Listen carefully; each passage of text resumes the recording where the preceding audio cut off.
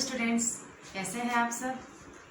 Class 11 biology के पहले अध्याय जीव जगत का ये चौथा और आखिरी वीडियो है। आज ये चैप्टर हम लोगों का ख़त्म हो जाएगा।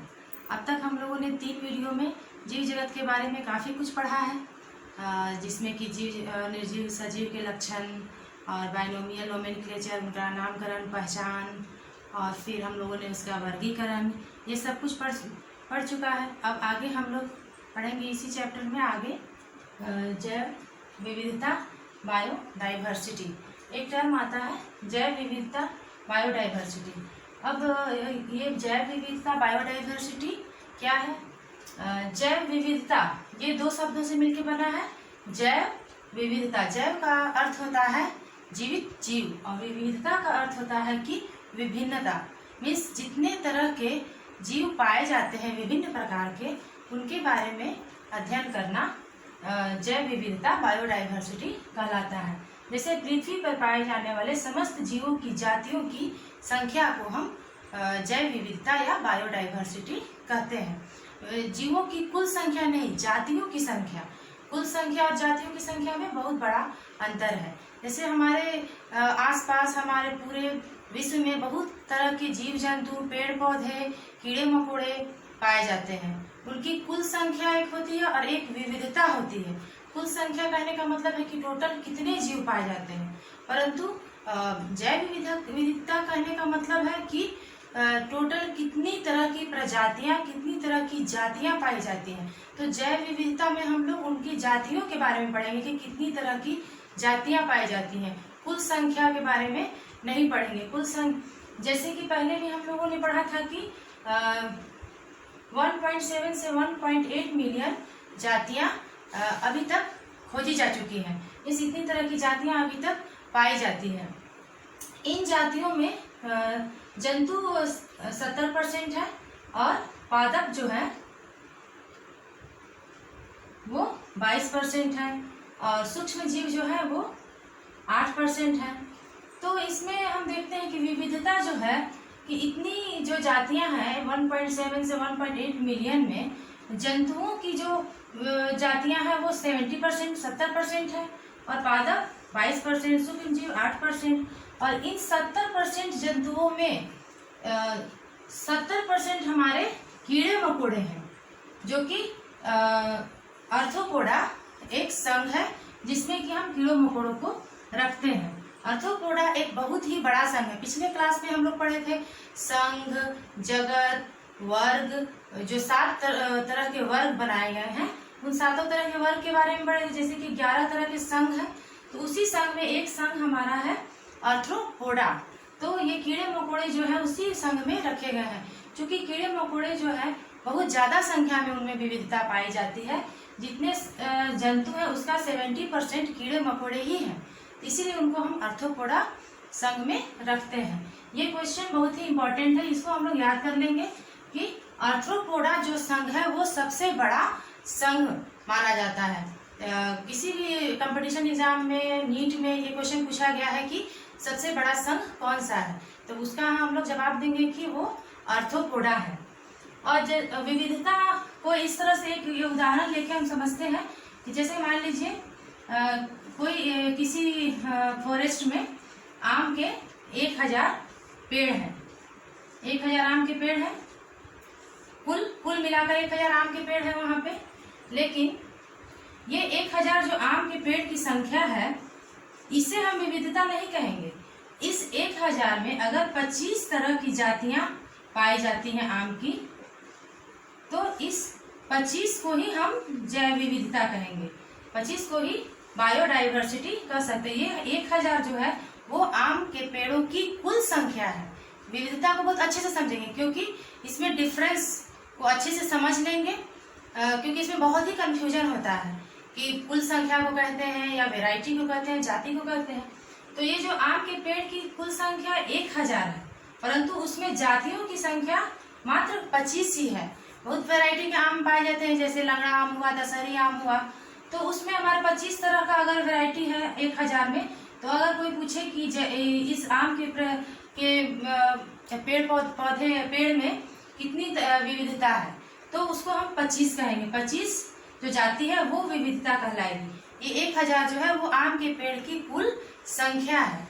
तो इस तरह से हम विविधता को अच्छी तरह से समझ लेंगे। आगे है हमारा ये एक आता है मेगा विविधता वाले देश। मेगा विविधता क्या है? तो हमारे पूरे विश्व में मेगा विविधता वाले कुल 12 देश को, पूरे विश्व में कुल 12 देश हैं जिसे हम लोग मेगा विविधता वाले देश कहते हैं। उसमें भारत भी एक है। मेगा विविधता वाले देश में एक भारत भी है। मेगा विविधता कहने का मतलब है कि वैसा देश जहाँ पे अधिक से अधिक जातियां पाई जाती है, जीव जंतु की हो या पेड़ पौधे की, अधिक से अधिक वहाँ पे विभिन्नता पाई जाती है। जीव जंतु की विविधता हो, पेड़ पौधे की विविधता हो, तो इस तरह की विविधता जिस देश में पाई जाती है ज्यादा, उन्हें मेगा विविधता वाले देश कहते हैं। उनकी संख्या है 12। इसे भी याद कर लेना है। उसमें भारत भी हमारा एक है। हमारे भारत में पौधों की जो जातियां हैं वो 45,000 है और जंतुओं की जो जातियां हैं वो 90,000 है। मतलब कि जंतुओं की जो जातियों की संख्या है वो जस्ट पेड़ पौधों की संख्या से डबल है, दुगनी है।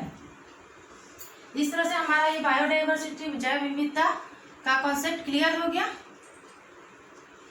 अब आगे हम लोग देखेंगे कि किसी भी जीव जंतु या पेड़ पौधों के अध्ययन के लिए किस साधन की आवश्यकता होती है, किन किन साधनों के द्वारा हम जीव जंतु और पेड़ पौधों का अध्ययन कर सकते हैं।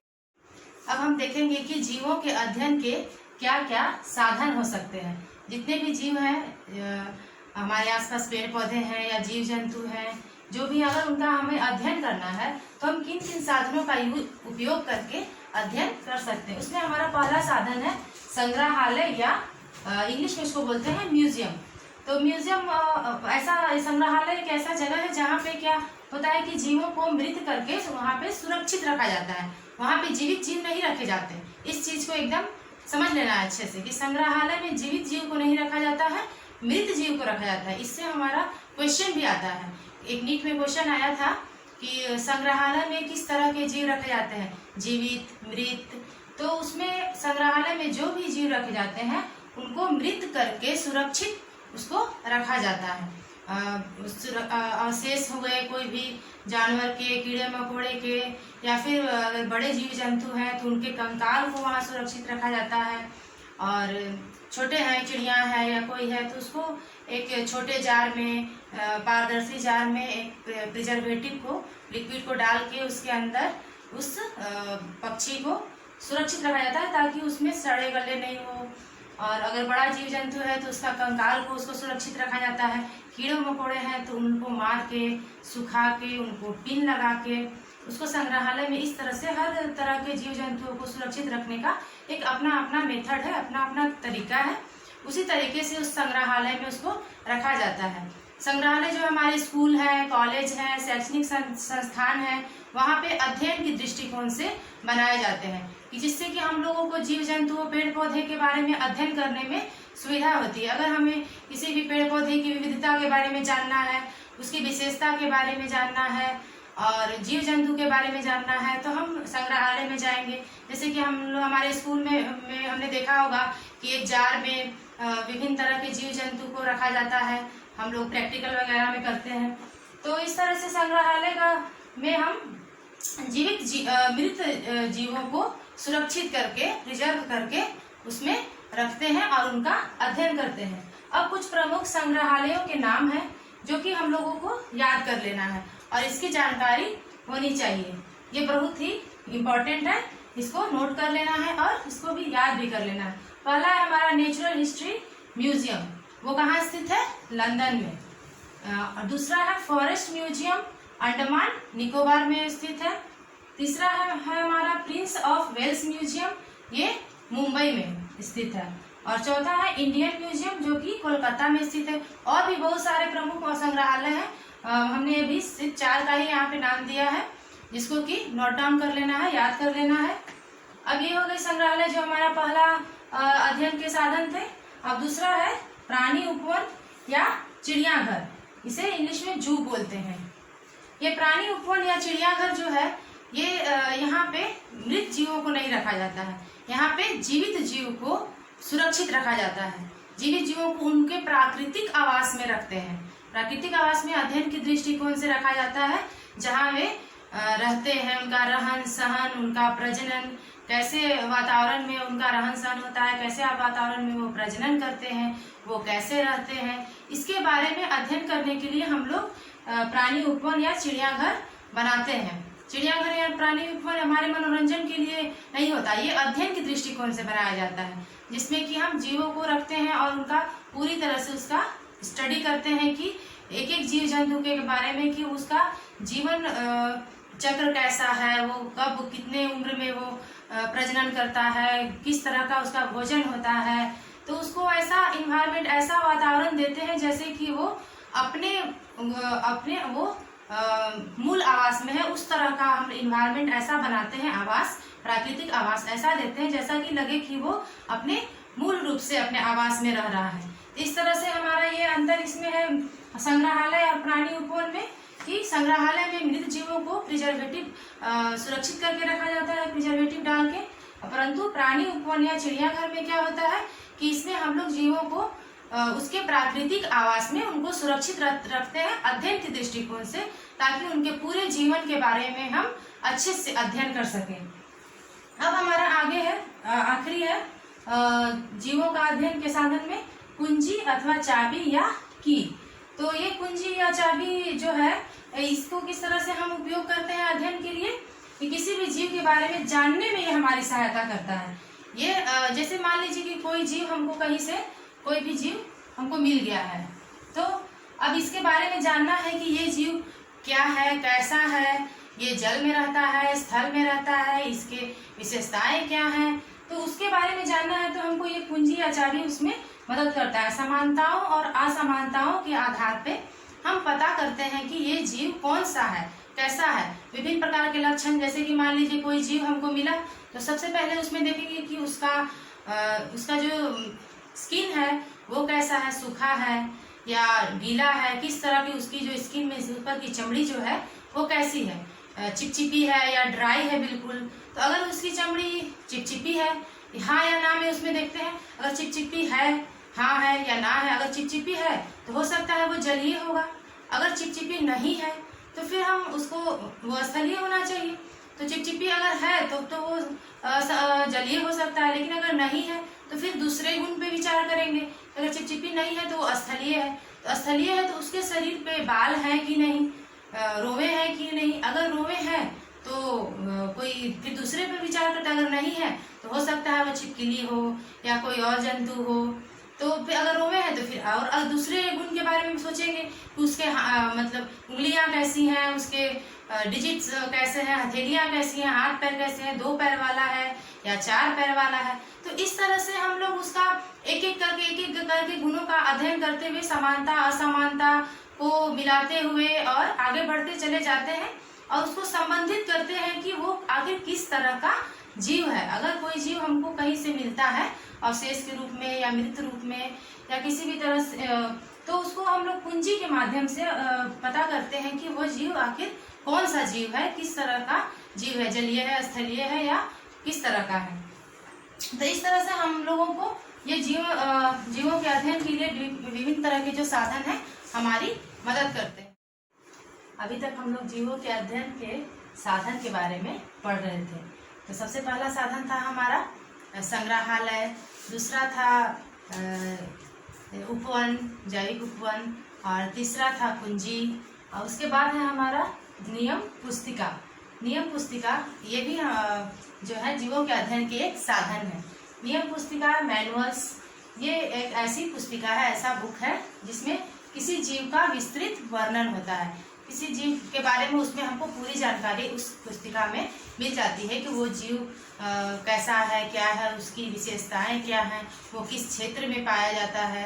तो इस तरह से हमें नियम पुस्तिका से जीवों को पहचानने में भी मदद मिलती है और उसके बारे में पूरी विस्तृत जानकारी भी मिल जाती है। अगर किसी भी जीव के बारे में हमें जानकारी हासिल करना है, उसके बारे में अध्ययन करना है, तो हम नियम पुस्तिका या मैनुअल्स के द्वारा उस जीव के बारे में जानकारी प्राप्त कर सकते हैं। अगला है हमारा मोनोग्राफ।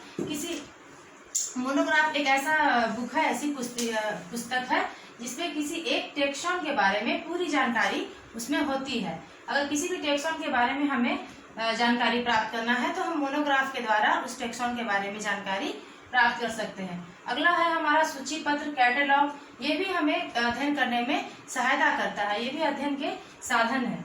और हमारा लास्ट है फ्लोरा। किसी पौधे फ्लोरा के द्वारा हम किसी भी पौधे का आवास तथा उसके लक्षण की जानकारी प्राप्त कर सकते हैं। फ्लोरा जो है हमें किसी भी पौधे के बारे में उसका डिस्ट्रीब्यूशन, उसका आवास, वो कैसे जगह में रहता है और उसके लक्षण, उसकी विशेषताएं क्या हैं, उसके बारे में फ्लोरा हमें उसकी पूरी जानकारी देता है। तो इस तरह से हमें किसी भी जीव जंतु के बारे में या पेड़ पौधे के बारे में अध्ययन करना है तो इन सभी चीजों का सहारा लेकर हम उसका अध्ययन अच्छी तरह से अध्ययन कर सकते हैं। और ये जो है जितने भी साधन है हमारे, ये जीवों को पहचानने में भी हमारी मदद करते हैं। तो इस तरह से ये हमारा जो पहला अध्याय था जीव जगत, ये आज पूरी तरह से समाप्त होता है। तो आशा है कि आप लोगों को ये हमारा 4 वीडियो जो मैंने इस पहले अध्याय का बनाया था वो सारा वीडियो आपको समझ में आया होगा। तो आपको वीडियो कैसा लगा इसका कमेंट बॉक्स में कमेंट जरूर लिखें और उसमें अपना कमेंट्स डालें। फिर हमारे चैनल को सब्सक्राइब करें। Thank you.